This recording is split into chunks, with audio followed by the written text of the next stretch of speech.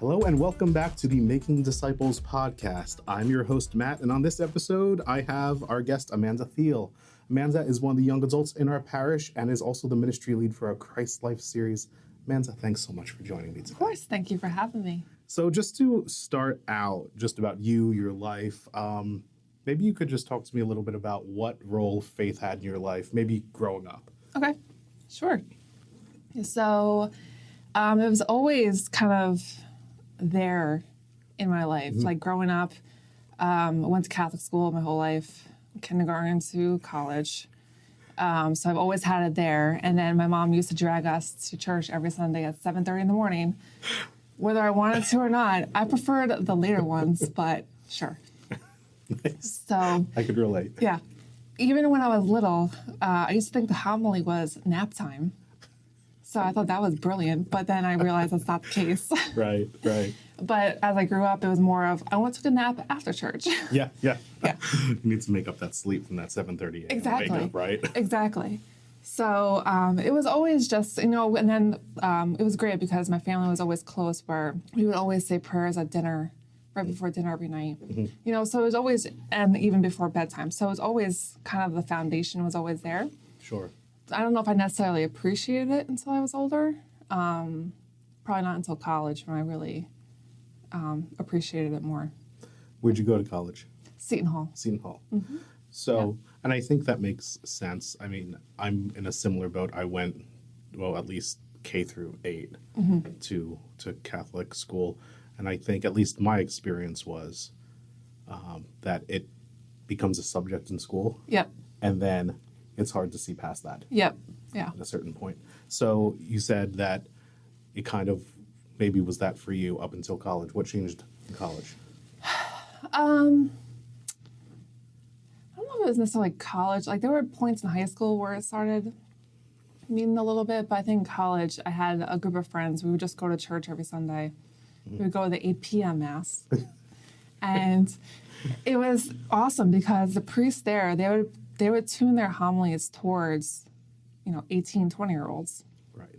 So I think that was when I really started appreciating it because they geared it towards what was going on in my life at that point in time. So I think I got a lot more out of it than, I think that was probably the starting point, I guess. Sure. So where they really started appreciating it anyway. Absolutely. What did you major in? Chemistry. Chemistry. Mm-hmm. And what do you do now? I am a chemist. We just talked about this right before we started recording, but maybe just read for everyone who's listening. Yeah, sure.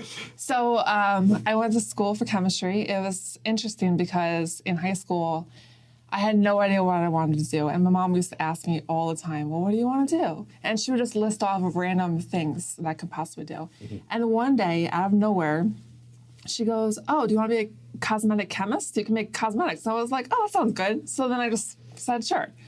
And that's how I ended up choosing chemistry. Not doing anything with cosmetics now, but that's what I wanted to do. So, college was tough, let me tell you. Some of those classes were insanely, ridiculously hard. And only by the grace of God did I get through them. And that's why faith became important. Yes, it did. Let me tell you, I prayed a lot, especially my sophomore year with doing physics, organic chemistry, and calculus 3 all in the same semester. I've heard some horror stories about Orgo. That was probably the easiest one out of those 3 subjects. Yeah. Physics, grace of God that I got through it because it did not click in with me. So. I understand that. Yeah. So as we move kind of from that time of your life, was Saint Helen your home parish, or how did you start getting involved here? Yeah, so I actually grew up in Edison, and even after college, I moved back to Edison for a while, going to get my master's and working full-time and stuff. So I ended up randomly moving to Scotch Plains back in 2014. I was kind of dragging my feet for a while, trying to figure out where I wanted to live. And somehow I randomly found my apartment complex around the corner. And I just happened to see Saint Helen's when I was driving by. And I walked in because I wanted to see what it was like and stuff. And immediately when I walked in, I was like, this is it. Yeah. I knew nothing about it. But it was just like, there's something about this place, and it just kind of like hit me. That's great. So that's how I ended up moving to Scotch Plains. And so this was a big reason. And then, going to church here, I just felt so different. Like, again, with the homilies, they make a huge difference. Just the priests were just talking to me almost, And I don't know, there was just something about this place that was so different than what I was used to. Yeah. So. Yeah. I think a lot of people can relate to that in the stories and conversations that I've had with people, hearing their stories, not necessarily just here on the podcast, but even in general. That's something that I hear, come up over and over, is there's something different about this place and that. So that's fantastic. What was your first, I guess the right word is adult faith experience here? Did you get involved in any programs at any point? Or was it just more like enjoying the Sunday experience? So I don't think I did anything right away. I think I started out with Discovering Christ about a year or two after I came here. And then I also did the junior senior retreat one time. That was pretty cool, doing that. What was your experience like in Discovering Christ? I think I signed up originally because I just wanted to meet people and get to know more people in the parish, because I didn't really know anyone at that point. Mm-hmm. And at that point, I already had like that foundation. I was pretty close. I felt like I had a decent relationship with Jesus already. I read the Bible every once in a while, that kind of thing. Mm-hmm. But I didn't really. I guess I just wanted to kind of see what else was out there. So it was really cool, like having that small group experience and really connecting with other adults. And at that point, it really opened my eyes to how much people struggle. They look perfect on the outside, but you have no idea what kind of situations they're going through every day, and how much this can make such a huge impact on people. Just having that relationship with God and having that hope that everything will work out and stuff. So I think that was when my eyes really opened, that life is not black and white.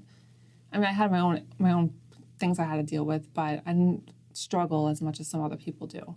And I think I just never really understood that until I went through the program the first time, I think. And that's why I really love doing it now, because even if I impact one person, it makes it all the difference. 100%. It makes the whole thing, like even like if there's any type of hassle or thing that I have to deal with, it just makes it all worth it in the end. Did you go through the whole Christlife series then? Mm-hmm. So yeah, I did Discovering Christ, Following Christ, and then Sharing. And then the following year I was a leader. Okay. For that, yep.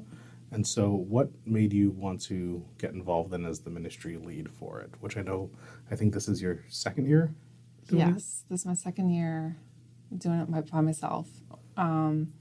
Debbie emailed me. Debbie used to coordinate Discovering Christ, and she randomly emailed me. It was right before COVID. So it must have been summer of 2019, I guess it was. And I looked at the email, and I was in the middle of doing something else, and I'm just like, oh, sure, without really thinking about it, So we sat down and talked eventually about it, but I don't think I really thought it too deeply. I just kind of like automatically thought, okay, yes, this is what I want to do. Mm-hmm. Because at that point, I also was kind of in that place where I felt like I needed to do something more with my life, not just going to work and then coming home and maybe going to the gym or, Mm-hmm. Like I needed to get out of that rut of that routine. Sure. So I thought this would be a great thing to do differently in my life. Why Christlife versus maybe getting involved in other things in the church? Was it your experience that you had? Or was it that you were asked and you unconsciously? Holy Spirit just made it could be a combination of things. Because I know I also have done Kids Corner. I volunteered for that. And then, I don't know, there was just something about this that really spoke to me. Mm-hmm. And I can't even pinpoint what it is exactly. Sure. Yeah, I think that's the best I can do. I think that's, it's the honest answer. Yeah. Beyond just, I don't want this whole podcast episode to be an ad for Christlife, though it's a fantastic program. Of course. What have been some of the things you feel like, it's weird to say, like, as the ministry lead, like, what have you gotten out of being the ministry lead? But what are, like, some of the fruits of, seeing this program from more of the leadership standpoint? I guess being a leader, you're hearing more about other people's experiences too, and not just in your own small group, I guess. Because people have come up to me and just talked about how their own groups have really clicked, and they've gone on to do small groups together, and they've done other things together because they really just have this bond now. Yeah. I think that's just so important, that have that community of your friends and the friendships that you're developing, and you can get each other through different situations. It's just so important. I think especially as we're coming out of COVID. Oh, absolutely. And honestly, I think, oh gosh, because COVID is like a defining moment for all of our lives, essentially. So before that, you kind of took it for granted seeing people all the time and stuff. And then you had that long period of isolation, essentially. And even because we did Discovering Christ on Zoom, and while it was powerful, it wasn't nearly as impactful as it could have been in person. So I think that in-person connection is just so important. What's and we're going to spend a little bit of time just digging into the ministry lead side of Christlife. But what is one challenge that you're finding as you're trying to lead this ministry?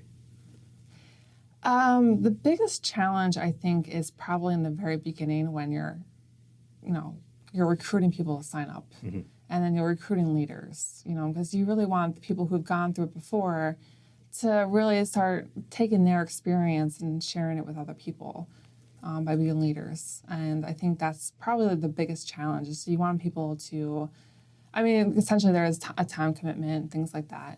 But people, I don't know, they kind of need to they might need to get over their fear of doing it, or, because they may not be comfortable. It might be outside their comfort zone. Sure. So it's just talking to people and getting them comfortable to do it and stuff. And I think that's probably the biggest challenge, is that first 2 weeks or before it starts. Right. Leading up to it. Yeah. And all that. Leading up to it, yeah. Yeah. What's one thing you'd love to see happen with Christlife, whether it's, a slight change or maybe how you'd want to see it evolve in the future? I know it's a loaded. That is a very loaded question. I guess I want to just make a big impact as I can, because I know that a lot of people here have already gone through it. I think it would be really cool if we could take it beyond just Saint Helen's, if more people invited people outside the church, really expand it. I know it was cool during COVID, because we had the Zoom thing. There was one family who actually did it all together. They had their own group. So their children were living all across the country. I think there were 3 kids maybe, and they were living all over the place. Wow. So they were able to do it together as a family. I thought that was the coolest thing. Yeah. And I know they had a great experience. I think it would be really cool to take it and run with it that way too. Even if it was a Zoom meeting, and you had friends across the country and you just wanted to form many small groups that way. Yeah. I think that's a really interesting way. I thought that was a cool concept. Yeah. I don't know if we can, that's a thought for the future, I guess. But, and even this year, having so many people sign up and just seeing the gym filled with people. Yeah. I thought that was the coolest thing. It was beautiful. Yeah. It's amazing because again, whether we're, some people say we're coming out of COVID. Some people say this is what it's just going to be for, long time. Yeah. Just to see, 100+ people. Yeah. Sitting. It was just so awesome to see it. Because even last year when we were doing the hybrid thing, it was cool to see people in person, but it wasn't nearly as huge as what it was this time around. Yeah. It was, what a beautiful scene. Yeah. I remember that opening night walking in and going, oh my gosh. This is amazing. It's just so cool to see so many people and just, have that environment again. You can just see the people talking and laughing together and just that family element to it, Yeah. Being a ministry leader and being, going into your second year of Christlife now, how has that affected your personal faith and maybe your prayer life?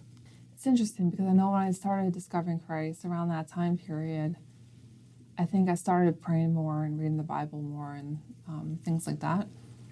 And then I kind of fell off the wagon, I guess you can say, for Life a couple happens. years. And yeah, absolutely, life happens, and you always have a plan, and then it never works out that way. Sure. So I think that going in and becoming a leader now, I think it's kind of brought it more essential in my life. Yeah, I have find myself praying more and going in adoration and doing, just upping my game a little bit more. What's your go-to prayer or faith event? I know you mentioned adoration. Is there something particular that you just find yourself coming back to? I always love going to adoration because that's when I feel like Jesus is right there in front of me. I'm having like almost a conversation with him. And usually it comes at the right exact time that I need it the most, because I always feel better, and like I just feel like any anxious thoughts I have just kind of float away. Like I feel like I can deal with life again after that. I know that like in the mornings I try to pray a little bit. I will try to read like a Bible verse and kind of reflect on it a little bit. It doesn't always happen, but Sure. I'm work in progress. We all are. Exactly. So, but I think that between this and then building my own community, I guess, where I found a group of ladies here that I usually, I like to hang out with every once in a while. We've gone to a couple like concerts and, that's fun. Christian music concerts and stuff. So I think having my own community, I guess that's really helped me as well. Yeah. Keep it centered in my life. One of the things that I was just so blessed to be able to work with you on was we had decided to shoot a promo for Christlife with the cardboard Yes. boards, which